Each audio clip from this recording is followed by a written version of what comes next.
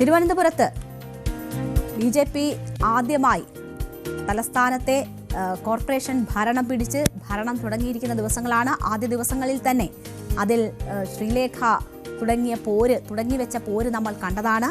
അതിൽ ഒരിഞ്ച് പോലും പിന്നോട്ടില്ല എന്ന സൂചനകളാണ് ശ്രീലേഖ എന്ന കൗൺസിലർ നൽകുന്നത്. ശ്രീലേഖ കൗൺസിലർ ഓഫീസിൽ പുതിയ നെയിം ബോർഡ് സ്ഥാപിച്ചിരിക്കുകയാണ്. ശാസ്തമംഗലം വാർഡ് കൗൺസിലർ ശ്രീലേഖ എന്ന നെയിം ബോർഡ് MLA VK പ്രശാന്തിന്റെ നെയിം ബോർഡിന് മുകളിലാണ് നൽകിയിരിക്കുന്നത്. നെയിം ബോർഡിന്റെ ചിത്രങ്ങളും ഇപ്പോൾ സമൂഹ മാധ്യമത്തിൽ പങ്കുവച്ചിരിക്കുകയാണ് ശ്രീലേഖ. അതിനൊപ്പം തന്നെ തനിക്കെതിരെ കേസെടുത്തവർക്ക് ഉള്ള ഒരു മറുപടി കൂടി ശ്രീലേഖ അതിൽ നൽകുന്നുണ്ട്. നമുക്കറിയാം, തിരുവനന്തപുരം കോർപ്പറേഷനിൽ അധികാരമേറ്റ 2ാം ദിവസമാണ് ശാസ്തമംഗലത്തെ കോർപ്പറേഷൻ കെട്ടിടത്തിൽ വാടകയ്ക്ക് പ്രവർത്തിക്കുന്ന MLA ഓഫീസ് ഒഴിയണമെന്ന് പ്രശാന്തിനോട് വാർഡ് കൗൺസിലറായ ശ്രീലേഖ ആവശ്യപ്പെട്ടത് വലിയ വിവാദമായത്. അതിനെതിരെ CPM രംഗത്ത് വരുന്നു. അത് അസഹിഷ്ണുതയുടെ പ്രകടനമാണ് എന്നതാണ് CPM ചൂണ്ടിക്കാട്ടിയതെങ്കിൽ ഒരു സഹോദരനോട് യാചിക്കുകയാണ് ചെയ്തതെന്നാണ് അക്കാര്യത്തിൽ ശ്രീലേഖ പറഞ്ഞത്. എന്നാൽ നിയമസഭാ കാലാവധി കഴിയും വരെ തുടരാൻ 10 മാസം മുമ്പ് തന്നെ കോർപ്പറേഷന് കത്ത് നൽകിയതായി പ്രശാന്ത് മറുപടി പറഞ്ഞു. അതുകൊണ്ട് തന്നെ താൻ ഒഴിയില്ല എന്നത് പ്രശാന്ത് വ്യക്തമാക്കിയിരുന്നു. ശ്രീലേഖയുടെ ആവശ്യം സാമാന്യനീതിയുടെ ലംഘനമാണ് എന്നതാണ് പ്രശാന്ത് ചൂണ്ടിക്കാട്ടിയത്. MLA കൗൺസിലർ വിളിച്ച് ആവശ്യപ്പെടുന്നത് ശരിയല്ല. നേതൃത്വം അറിഞ്ഞാണോ വിളിച്ചതെന്ന് അറിയണം. 7 വർഷമായി MLA ഓഫീസ് അവിടെ പ്രവർത്തിക്കുന്നുണ്ട് എന്നതൊക്കെയായിരുന്നു VK പ്രശാന്ത് ചൂണ്ടിക്കാട്ടിയിരുന്ന കാര്യങ്ങൾ. VK പ്രശാന്ത് MLAയുടെ നെയിം ബോർഡിന് മുകളിൽ എന്തായാലും ഇപ്പോൾ സ്വന്തം നെയിം ബോർഡ് സ്ഥാപിച്ച് ഒന്നുകൂടി ആധിപത്യം ഉറപ്പിച്ചിരിക്കുകയാണ് ശ്രീലേഖ. ഇപ്പോൾ നെയിം ബോർഡിന്റെ ചിത്രങ്ങൾ ശ്രീലേഖ തന്നെയാണ് സോഷ്യൽ മീഡിയയിലൂടെ പങ്കിട്ടുള്ളത്. അപ്പോൾ താൻ ഈ വിവാദത്തിൽ ഒട്ടും പിന്നോട്ടില്ല എന്ന് സൂചിപ്പിക്കുകയാണ് ശ്രീലേഖ ചെയ്തിരിക്കുന്നത്. MLA ഓഫീസ് ഒഴിയാൻ പ്രശാന്തിനോട് ശ്രീലേഖ ഫോണിൽ വിളിച്ച് ആവശ്യപ്പെട്ടതോട് തുടങ്ങിയ വിവാദത്തിന് ഒരു തുടർച്ച എന്ന നിലയിൽ വേണം നമ്മൾ ഈ നെയിം ബോർഡിനെ കാണാൻ. അത് VK പ്രശാന്ത് വട്ടിയൂർക്കാവ് MLA എന്നതിന് മുകളിൽ തന്നെ സ്ഥാപിച്ചിരിക്കുന്നു.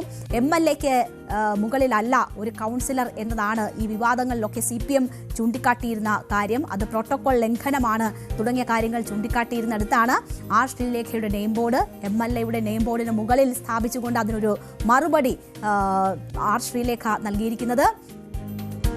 VK പ്രശാന്തിന്റെ ഓഫീസിനോട് ചേർന്നാണ് ശ്രീലേഖ കൗൺസിലർ ഓഫീസ് തുറന്നിരിക്കുന്നത്. അതിന്റെ അസൗകര്യം എന്താണ് എന്നത് ചൂണ്ടിക്കാട്ടിക്കൊണ്ടാണ് ആ ഓഫീസ് ഒഴിയണമെന്നൊരാവശ്യം പ്രശാന്തിനോട് ഉന്നയിച്ചിരുന്നത്. അത് ആ അസൗകര്യങ്ങൾ എന്താണ് എന്നത് ശ്രീലേഖ മാധ്യമങ്ങളോട് ആവർത്തിക്കുകയും ചെയ്തിരുന്നു. അത് വളരെ ഇടുങ്ങിയ മുറിയാണ്, അവിടെ ഇരിക്കാൻ സൗകര്യമില്ല, അതിന് നേരിട്ടുള്ള എൻട്രൻസ് ഇല്ല, വാഷ്റൂമിലാണ് മറ്റ് ഫയലുകളും മറ്റും സൂക്ഷിക്കുന്നത്. ഇതൊക്കെ അസൗകര്യമായി ചൂണ്ടിക്കാട്ടിക്കൊണ്ടാണ് ഓഫീസ് ഒഴിയണമെന്നൊരാവശ്യം മുന്നോട്ട് വെച്ചിരുന്നത്. പക്ഷേ അത് വലിയ രീതിയിൽ CPM ഏറ്റെടുക്കുകയും അധികാരം ഏറ്റെടുത്ത ഉടൻ തന്നെ BJP കാട്ടുന്ന അസഹിഷ്ണുതയായി ചിത്രീകരിക്കുകയും ചെയ്തിരുന്നു. ആ ഘട്ടത്തിലാണ്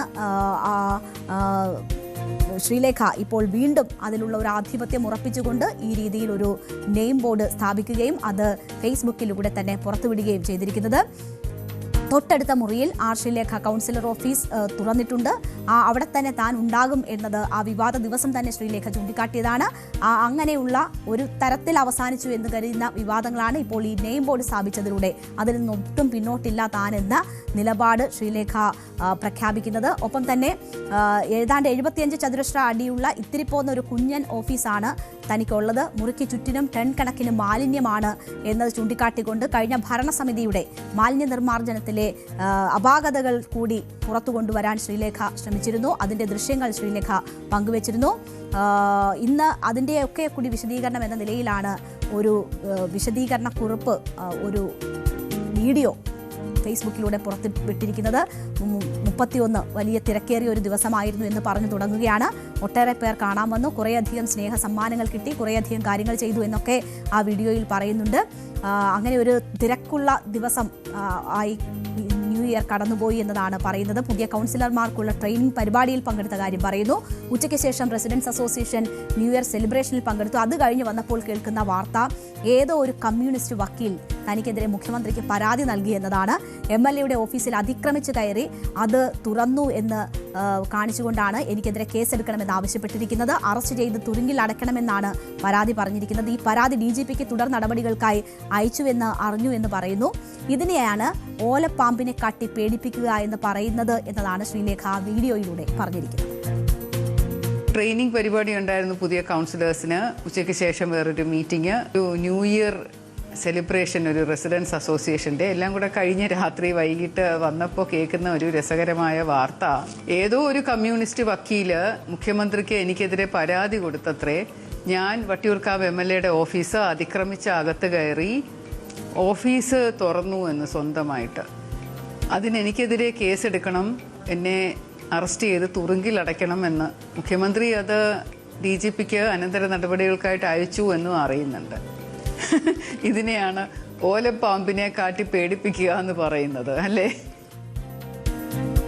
അപ്പോൾ ആ പരാതിയിൽ വലിയ പരിഹാസമാണ് ശ്രീലേഖയുടെ ഭാഗത്തു നിന്നും ഉണ്ടാകുന്നത്. ഇതിനൊപ്പം തന്നെയാണ് ആ നെയിം ബോർഡ് ചൂണ്ടിക്കാട്ടിക്കൊണ്ടുകൂടി ഒരു പോസ്റ്റ് ഇട്ടിരിക്കുന്നത്. അപ്പോൾ താൻ ഈ വിവാദങ്ങൾ അല്ലെങ്കിൽ ഈ വിമർശനങ്ങൾ ഉന്നയിക്കുമ്പോഴും താൻ അതിൽ നിന്ന് പിന്നോട്ടില്ല എന്ന ശക്തമായ സന്ദേശമാണ് ശ്രീലേഖ ഈ വിഷയവുമായി ബന്ധപ്പെട്ട് നൽകുന്നത്. പക്ഷേ നമുക്കറിയാം, ഈ വിഷയം ചർച്ചയാകുമ്പോൾ അതിനെ രാഷ്ട്രീയ വിവാദമാക്കി മാറ്റാനില്ല എന്നതാണ് മേയർ VV രാജേഷ് സ്വീകരിച്ചിരുന്ന നിലപാട്. അതിൽ എന്താണ് നിയമപരമായി ചെയ്യാൻ കഴിയുന്നത് എന്നത് ചെയ്യും എന്നത് മാത്രമാണ് അദ്ദേഹം പറഞ്ഞത്. ഏതെങ്കിലും ധാർഷ്ട്യമോ അധികാരമോ പ്രയോഗിക്കില്ല എന്ന ഒരു ഉറപ്പുകൂടി മേയർ നൽകിയിരുന്നു. ആ ഘട്ടത്തിലാണ് ഇതിൽ നിന്ന് പിന്നോട്ട് പോകാനില്ല എന്ന് ശ്രീലേഖ വ്യക്തമാക്കുന്നത്. നമുക്കറിയാം, ഈ വിഷയം CPM ഒന്നാകെ ഏറ്റെടുക്കുന്നു. അവർ വലിയ രാഷ്ട്രീയ വിവാദമാക്കി തന്നെ ഇതിനെ മാറ്റുമ്പോൾ BJP ആ നിലയ്ക്ക് ഈ വിഷയം ഏറ്റെടുത്തിരുന്നില്ല എന്നതുകൂടി നമ്മൾ കാണണം. അത്തരം പ്രതികരണങ്ങൾ BJP നേതാക്കളുടെ ഭാഗത്തു നിന്നും ഉണ്ടായിട്ടില്ല.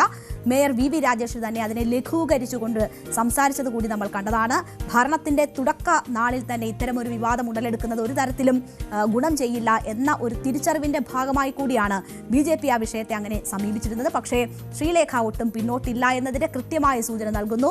ശ്രീലേഖ വട്ടിയൂർക്കാവിൽ സ്ഥാനാർത്ഥിയായി വരും എന്ന സൂചനകളുണ്ട്. അതാണ് ഉണ്ടായിട്ടുള്ള ധാരണ എന്നതാണ് മനസ്സിലാകുന്നത്. അപ്പോൾ അങ്ങനെ ഒരു സാഹചര്യത്തിൽ തുടർ വിവാദങ്ങൾ അല്ലെങ്കിൽ ചർച്ചകൾ ശ്രീലേഖ ആഗ്രഹിക്കുന്നുണ്ട് എന്നുകൂടി നമ്മൾ മനസ്സിലാക്കണം. ആ ഒരു ലക്ഷ്യത്തോടു കൂടി തന്നെയാണ് ഇത്തരം നീക്കങ്ങൾ ശ്രീലേഖയുടെ ഭാഗത്തു നിന്നും ഉണ്ടാകുന്നതെന്നാണ് മനസ്സിലാകുന്നത്. ഇത് പാർട്ടി കൂടി അറിഞ്ഞുകൊണ്ടുള്ളതാണോ അതോ പാർട്ടിയുടെ അനുമതി ഇല്ലാത്തതാണോ എന്നത് വരും ദിവസങ്ങളിൽ വ്യക്തമാകേണ്ടുന്ന കാര്യമാണ്. എന്തായാലും ശ്രീലേഖ ഈ വിവാദത്തിൽ പിന്നോട്ടില്ല എന്ന് ആവർത്തിച്ചുറപ്പിക്കുകയാണ് ഈ നീക്കങ്ങളിലൂടെ.